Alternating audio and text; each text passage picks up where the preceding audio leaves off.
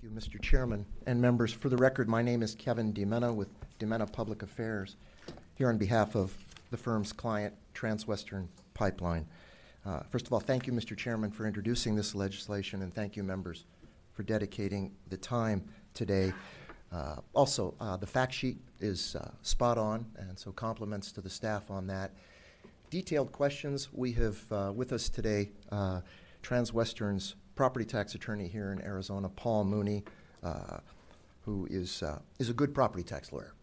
So with that, we are here in support of the bill and the emergency clause, the amendment. Let me try as briefly as I can to explain this, and I believe we can be brief. This is designed to restore an element of predictability and stability to this aspect of centrally assessed property taxation. Let me explain the pipeline in question. You all have packets, which I hope are somewhat handy. Runs east-west from New Mexico. It goes through Seligman. Starts at Clagato when it enters the state, goes through Leop, Ash Fork, Flagstaff, and Seligman. Delivers gas to California. In the middle of the pipeline in Arizona, it roughly tracks the I-40, east to west, and the 17, largely the topic of today's litigation, is the lateral, follows the 17 right down into southern Arizona. And again, the map here demonstrates this. There are many other pipelines. This is the one in question. The way this works is that each property tax year is different. They stand alone. That's important under Arizona property tax law. Since the lateral opened in 2000, we've been in ongoing litigation with the department. Transwestern Pipeline has sued over the value that the department assigns to the property here in Arizona. Most notably about this, Transwestern pays these taxes, appeals, but these values are centrally assessed. They are developed by the Department of Revenue. They're not locally assessed. It makes sense. It's a multi-jurisdictional property. Railroads, transmission lines, pipelines. What the department does is it communicates the value to each county. There are 7 of them. The counties then communicate the value to the school districts, and there are 32 of those. We're not going to bring up irrigation districts, fire districts, and the many other things through these counties that are affected by this. The challenge is sustainability and predictability. This legislation will not raise or lower taxes, but it will smooth the valuation swings. It's as simple as this. When we litigate, we are assessed at a certain value, relatively high in our eyes. We appeal that with a lower value. When we prevail, one of two things can happen. That is the value that stands, or the state can appeal that. Through this cycle of 9 years of litigation, the state has appealed at every turn, and certainly at the lower courts, the taxpayer, Transwestern Pipeline, has prevailed.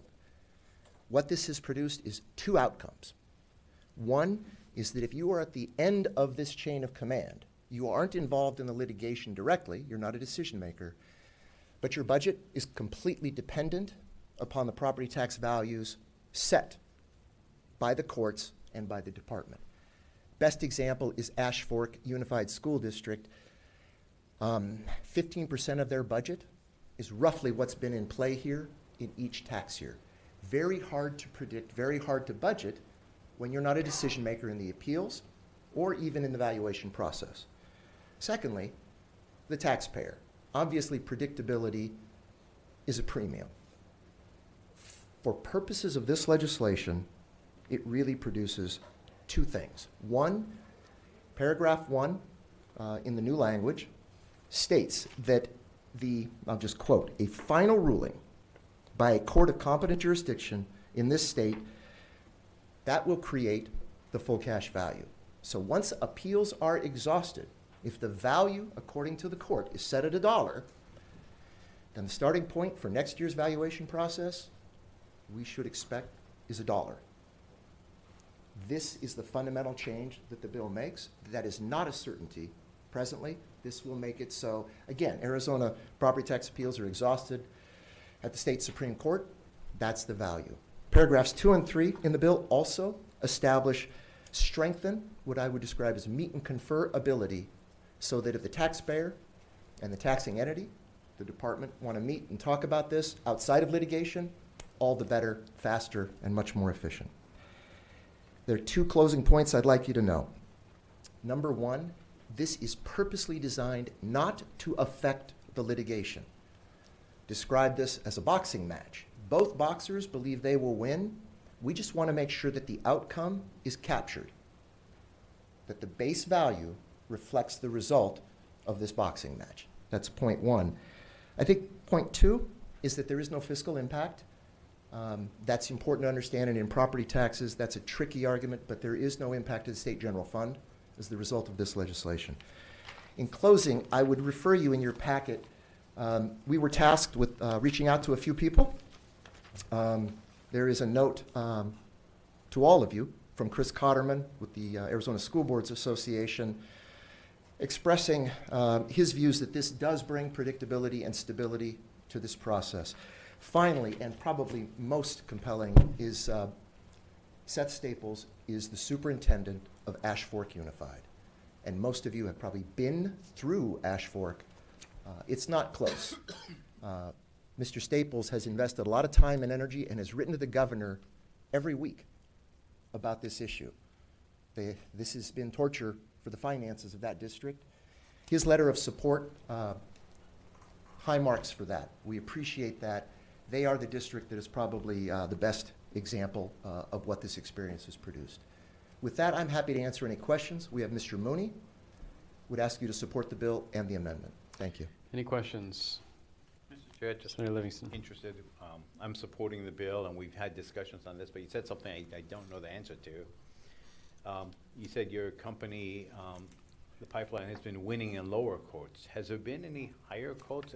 I mean, where do those lawsuits stand? I just don't know. Settlement was achieved with the department for tax years through 15.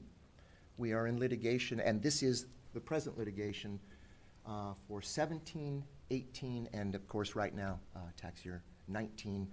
20 will be coming up soon. Briefs are due for the current litigation at the end of February. Thank you. Thank you, members.